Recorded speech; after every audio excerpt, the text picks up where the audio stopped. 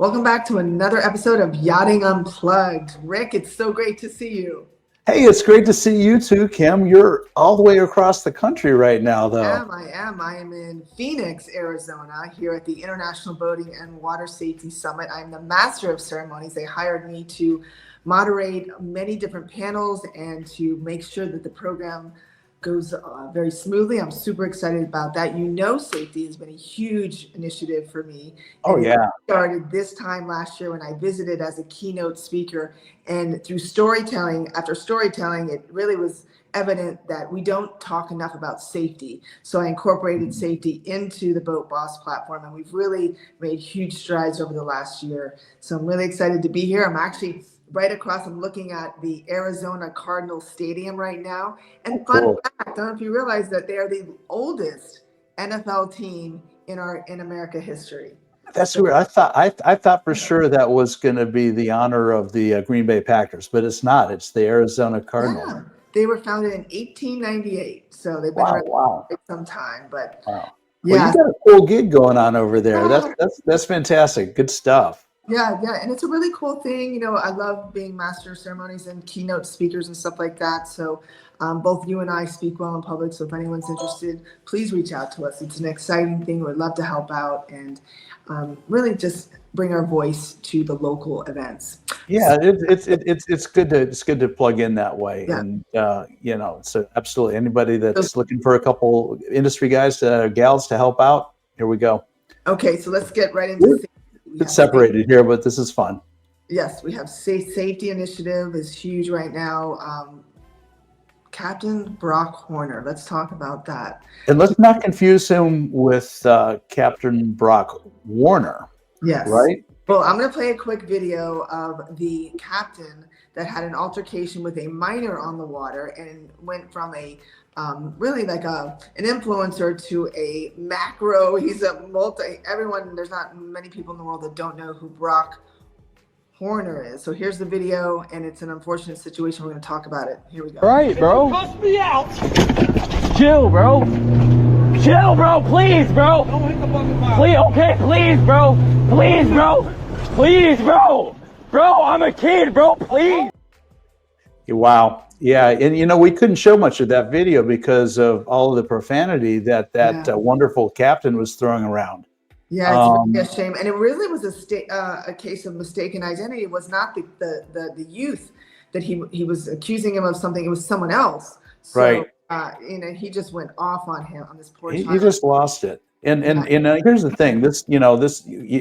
We're always on social media, whether you like it or not. There's cameras everywhere. So. And he went on, if you listen to the whole altercation, he started out by talking about what a famous charter fishing captain he was, a very special guy, obviously, owns Tarpon Coast fishing charters in Punta Gorda. And he boarded that vessel. That was just, bottom line, the Punta Gorda Police Department has charged him with burglary and assault or battery. So there's consequences to that too. Absolutely. There, as a captain, there's so much responsibility, and then you add an influencer on top of that. So your platform is out there, you're out there and exposed just responsibility wise, but also your impact on your social platforms. And he really did not do our industry right there. And especially that poor family and the child himself. I know he's probably in 16. I don't even know how old he is, but he's a minor. Our hearts go out to the family, and I hope this gets resolved. And there's a big lesson to be learned here. Yeah. Just conduct yourself appropriately on the water. Listen, I'm on the water a lot with my own boat, and sometimes people make a mistake. Sometimes they cut in front of you. Sometimes they do something that just aggravates the heck out of you, and you're like, wow, really?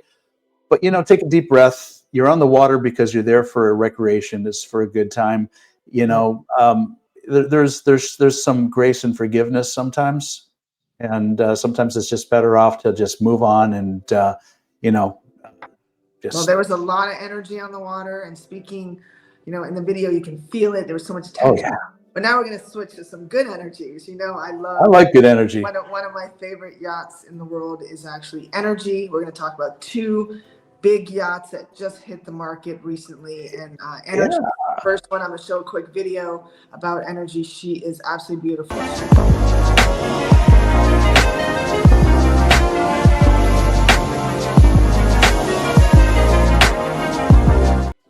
So energy, yeah. So energy, she's a cool boat. She's a 78 meter here in the States. That's a 255-foot yacht built by Amels Shipyard, Amels Yachts in the Netherlands. Fun fact, I just sat last week with Comer Dahmen. He's the executive director. He's the founder of Dahmen Shipyards. Great interview with my podcast, Yachting USA. And I had interviewed his daughter, Rose Dahmen, back in November while we were in Amsterdam. I remember that, yes. And she's the managing director of Amel Shipyard, and she was, talking quite a bit about what they call their 80 meter program, which this boat fits into that. So cool boat, cool shipyard, really cool company. The Dahmen story is an amazing story. That podcast, by the way, comes out this Easter Sunday, the 20th. So if you're interested in that history of shipbuilding and yacht building, check it out. By the way, guess what that boat sells for? 200 plus million. Yeah, you're right in the ballpark. $225 million. It's incredible. Well, she's a beautiful boat. So she's a young boat. 2022, she was built. So it's obviously worth every penny to somebody. So I'm sure it's the experience. What else you got though? There's some other cool boats on the market that have just kind of come up. There's Apo, I heard, which is now the new Lady Georgia that's hit the market. That's 115 meter Lursen. Yes, and that one is a little bit more, if you will. It's 100 plus million more. Yeah, it's 386 million bucks but it's a much bigger boat, 115 meters. That's 377 feet here in the States. A lot bigger. And I love the story behind it. Patrick Dorigi is from Canada, and he was a goalie in the Canadian Hockey League. And Maria Bartiromo just did a whole interview with him last month. He is the founder and the CEO of GFL Environmental, they're based in Canada, but they're the fourth largest trash or waste company here in America. Even though they're headquartered in Canada, they bought Waste Services, I believe is the company they bought. Quickly, their growth has been just insane. It's been epic. But he is the current owner of that boat. Wow. Here's an interesting parallel. If you know anything about the Huizinga family, Wayne Huizinga started Waste Management, and he's a big yacht guy. One of his biggest boats was motor yacht Floridian, which was a ocean fast boat built in Australia. And they also acquired and built up the Rybovich shipyard. So apparently there's good opportunities in waste management, waste production, waste, whatever you want to call it, taking care of our trash. There's one thing certain, you're always going to take out the trash. There you go. I love it. I love the parallels here for sure. So let's talk international news. Oh boy, worldwide, it's been we can't ignore the 800-pound gorilla in the room. We can't, and that is the impact of the tariffs and what's going on. I have had my phone blowing up, calls and comments coming in from all points of the globe. And the first thing I'd say, Kim, is I apply what I call the Rick rule to this. And what that is basically stop, sit back for a minute, let it play. You jump in early and you've got an opinion or you've got a certainty that you see what's happening. You don't. There's so much economic strategy in play right now. Whether you like it or you don't, it is what it is. And, I think what we have to do is just pay attention and understand that there's reasons for these economic drivers. And, time will tell as to what it really does. No, I couldn't agree more. It's, there's always pain, and through pain, there's progress that will be made through all this. And we're going to bring jobs home to America. And in the long run, it will work. But we have to go through that pain point that we're all experiencing right now. But in a bear market, there's always opportunity. There is extreme wealth that is always generated during these times. We saw it at the Palm Beach Boat Show. Some people did very well. Some companies did well. Some brokers did well. Lean into opportunity, folks. This is the time that if you're on the sideline about a smaller boat or a cruiser or open fisherman or a yacht, mega yacht, now is the time to buy. Whether it's buy or refit, repower, because there's some deals to be made out there. There's dealerships, there's companies that are looking to negotiate, sharpen their pencils, right, Rick? No question about it. And like you said, the downturn sometimes creates some wonderful opportunities. I think the other piece for people to really think about, and I've been in manufacturing since the 1980s, so I've watched what's happened over the last several decades as our manufacturing has been exported to China and other points, but China's the big one here, because there is such a trade deficit between the United States and communist China.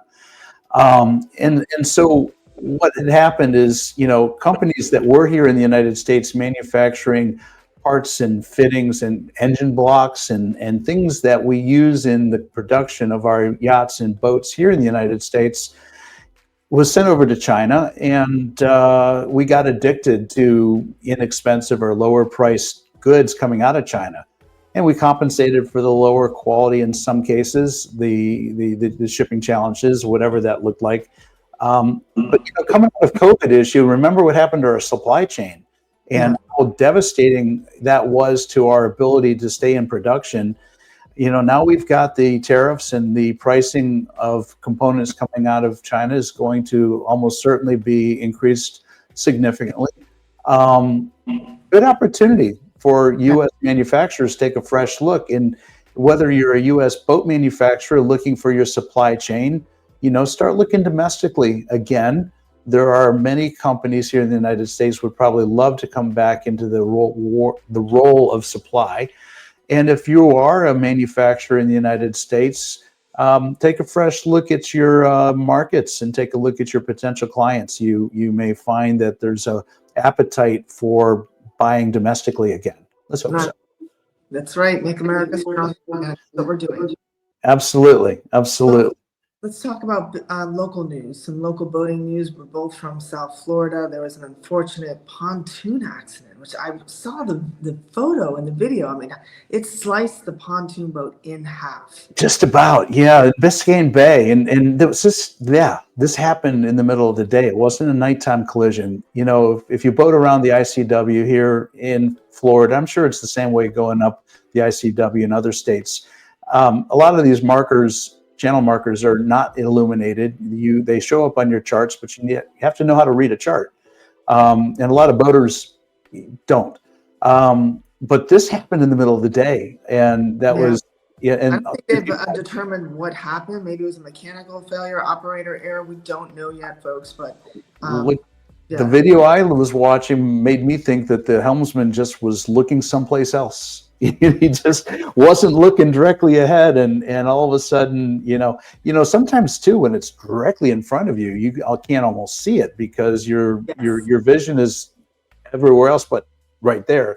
Yeah, took it right on the nose, literally split the boat between the pontoons. That's why it didn't sink. The pontoons were intact. It was everything between that was tore up. I know, it's crazy how it's like right dead center, right down the middle of the boat. But some other accidents, I think we should take a step out of our industry and talk about the aviation accidents. Two prominent families were devastated.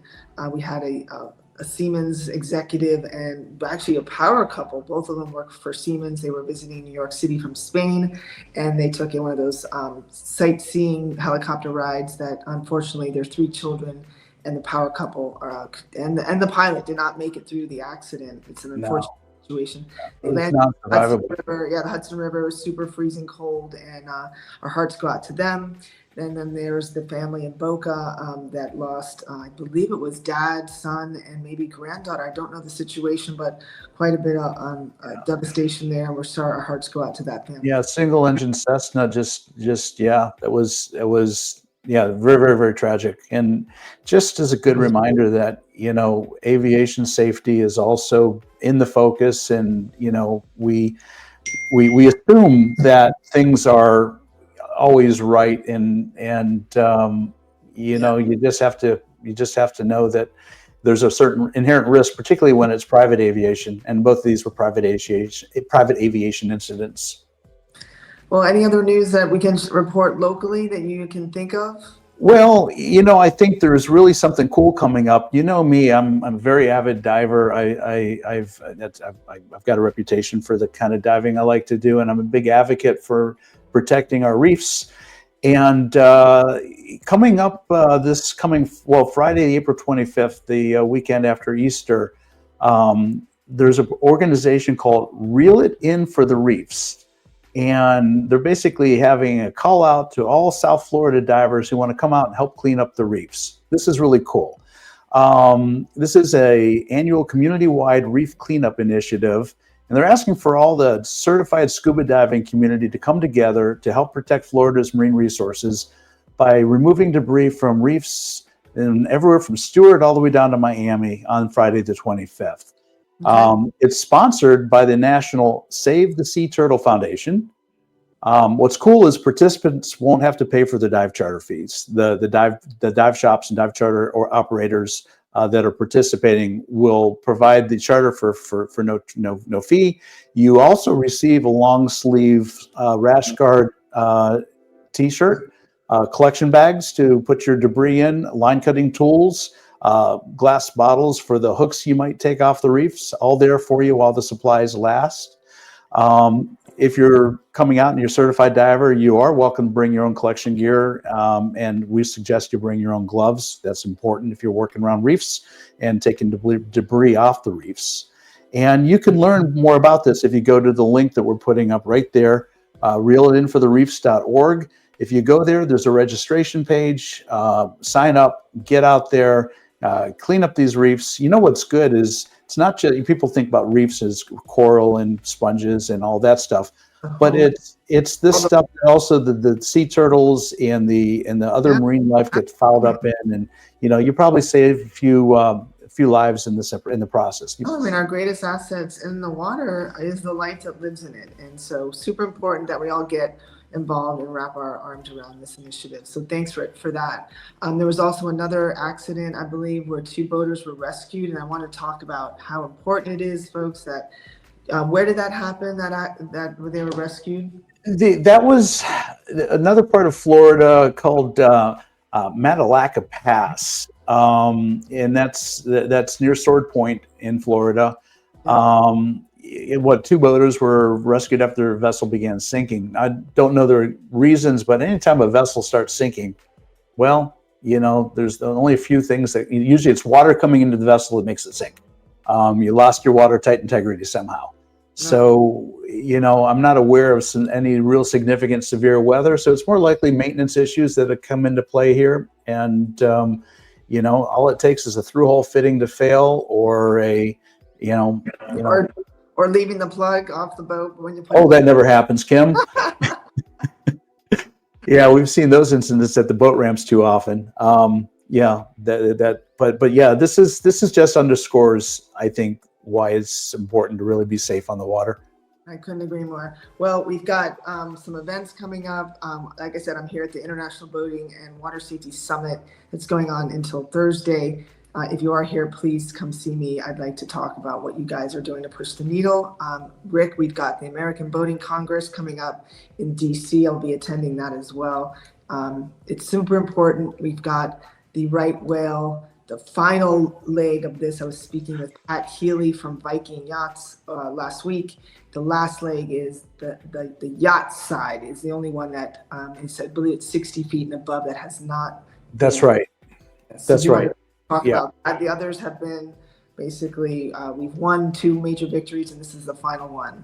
Right. Well, and a shameless plug here too, Kim, because I had a wonderful 90-minute conversation with Pat Healy on Yachting USA, my podcast that came out last Sunday, and he talks about this. He goes into quite some detail how Viking Yacht and his family were big advocates going to DC and helping to essentially change these rules and the benefit of boaters.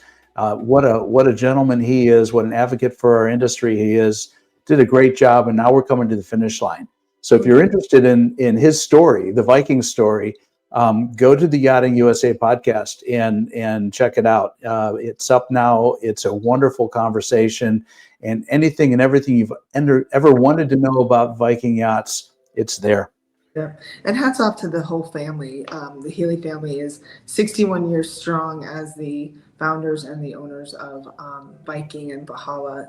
4 generations. 4 generations, yes. So, and he has 3 amazing children that I've met, and hats off to the next generation. It's really exciting to see what's going to happen there. So we have a new thing we're going to talk about each week. It's called the tip of the week. Kim and Rick are always talking technology. This platform right now is a testament. If we can't be together, we're still going to bring you the news through an online studio.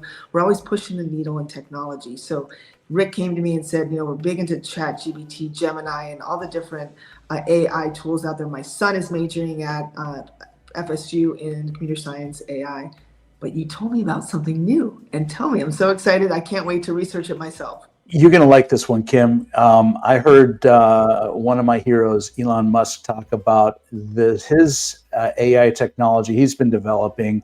I've been using ChatGPT. It's good. It certainly is a wonderful tool.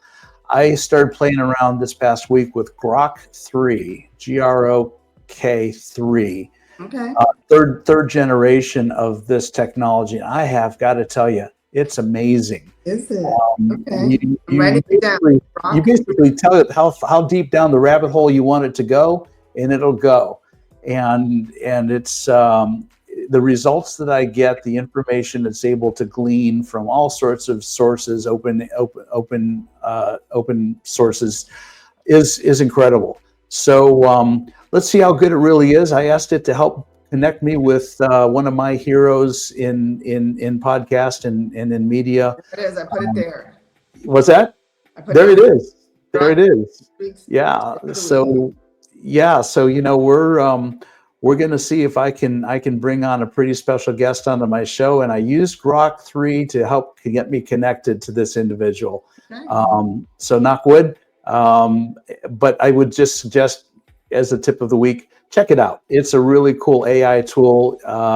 It's available for download. I actually used my X account to sign into it. Didn't cost me anything. Play with it. Let us know what you think. I love it. Well, I'm excited for next week's tip of the week and next week's Yachting Unplugged. Like I said, this is a show that we've made a commitment. It's going well. There's so much traction, amazing, and we can't thank everyone enough for your followers, the following, the shares, the views. I mean, it's outstanding to see how successful this show is becoming. So we're going to bring it to you every Monday. So every Monday, yes, we're going to check all platforms for the Yachting Unplugged industry news. Kim Sweers, Rick Thomas. It's really exciting, and thank you again for all your support. Look forward to seeing everybody on the water. Don't forget to boat smart from the start. Rick, any words of wisdom you can share? You know what? It's hard to follow up on such a profound. The building safety is incredibly important. But also, you like that logo up there? You're going to start seeing that showing up on some apparel we're going to be offering for you here soon. Yeah, so really excited about the growth of our brand. So everyone, be well, and don't forget, whatever you do, be the best version of yourself, and be nice, right? In the world where there's a lot of hatred going on, be nice, everybody. Yes. Do well for others. All right. Well, Rick, until next time, I'll see you back on the East Coast at the end of the week. Travel well, Kim. Until next time, I'm out of here. Everyone have an epic week. Take care. All right. Bye-bye.